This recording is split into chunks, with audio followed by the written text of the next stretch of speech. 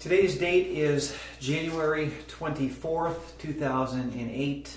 It's about 5:09 p.m. Eastern Standard Time, and I'm going to record my workout for yesterday. The 23rd of January 2008 is actually week 8, day number 4. I'm following the Rick Morris 3-hour marathon plan. It was actually scheduled like this. My requirement was to run for 2,400 meters, then 800 meters, and then 400 meters superset all at one time. It actually boiled down to like 2.25 miles, and I had to run the first mile and a half, which is 2,400 meters, at 6:06 per mile, and then I had to run 800 meters at 5:51 per mile, and then I had to run 400 meters at 5 minutes and 36 seconds per mile. Unfortunately, I could not meet up to that standard. It was just a little bit too tough for me, but I did do something very close to that. Let me read out my workout. First of all, I burned off 328 calories. I ran for 2.79 miles, and I ran for a total of 20 minutes, and that was for week 8, day 4. 0 to 2 minutes, I ran 8 miles per hour. 2 to 4 minutes, I ran 9.8 miles per hour. 4 to 6 minutes, I ran 6 miles per hour. 6 to 8 minutes, I ran 9.8 miles per hour. 8 to 10 minutes, I ran 7 miles per hour.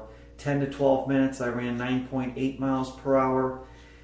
12 to 14 minutes, I ran 7.0 miles per hour. 14 to 15 minutes, I ran 9.8 miles per hour. 15 to 16 minutes, I ran 7 miles per hour. 16 to 17 minutes, I ran 9.8 miles per hour. 17 to 18 minutes, 7 miles per hour. 18 to 19 minutes, 9.8 miles per hour.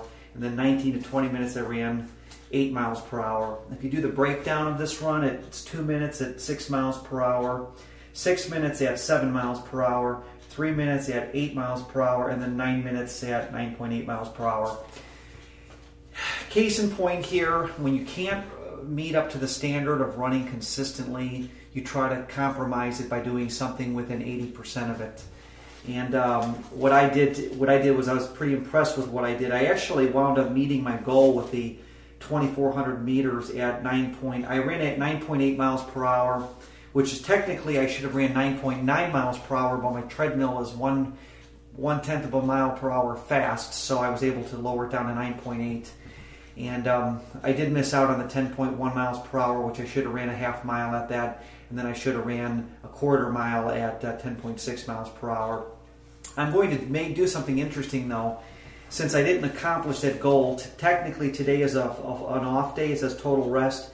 I'm going to do some sprints today. I'm going to do some superset work today. It's not going to be as intense as yesterday, but I'll probably do 2 miles of supersets. And then tomorrow, which is going to be day 6 of week 8, is going to be called hill repeats, and I'll get into that tomorrow. But that's going to be 8 times 200 meter hill repeats, and you got to raise the hills from 8 to 12%, which is great for a marathon or a treadmill. And just to let you know, this is my second recording for the Boston Marathon. This is my training log, and I'll be running the Boston Marathon on April 21st, 2008. And I'm going to try to be as flamboyant as I can. I'm going to try to get some tie-dye stuff if I can, but it's hard to find runner's wear in tie-dye flavor. So, you know, the running is a big thing. I have a website, as I mentioned before, called treadmill-marathon.com. It's 2 separate words. Let me turn my water off here. And anyways, I'll be running this year in the Boston Marathon, and my goal, as I stated in the previous log, is to beat Lance Armstrong. At the very least, I want to run a sub-3-hour marathon. Puts me in the top 5 to 6% of the Boston marathoners, and probably the top 2% of almost all marathoners. And it's a pretty realistic goal to accomplish. And I want to give a little bit of a lesson here for people that train for marathons, especially if you train by a structured schedule like the one I'm doing, this Rick Morris 3-hour marathon. I don't know if I can zoom in and focus on it real close, but this is made by Rick Morris of runningplanet.com. He has 16 different versions of these marathon runs. They're all in 10-minute increments. Mine's for 3 hours and 0 minutes. If you can't follow the formula, darn well try compromising it, because it's good that you have a structured plan and an itinerary for running. And if you can't go exactly or meet your goal, then go darn close to meeting it. So that's what I've been able to do so far, and I'm pretty impressed with myself. I cannot complain. Just take one day at a time. That's all you can do.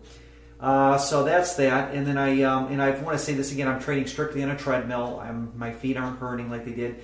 I was having problems with my left buttocks muscle. I thought it was your sciatic nerve, but it was where my hamstring kind of goes into my buttocks. My left buttocks muscle was so sore, and it's getting better slowly but surely.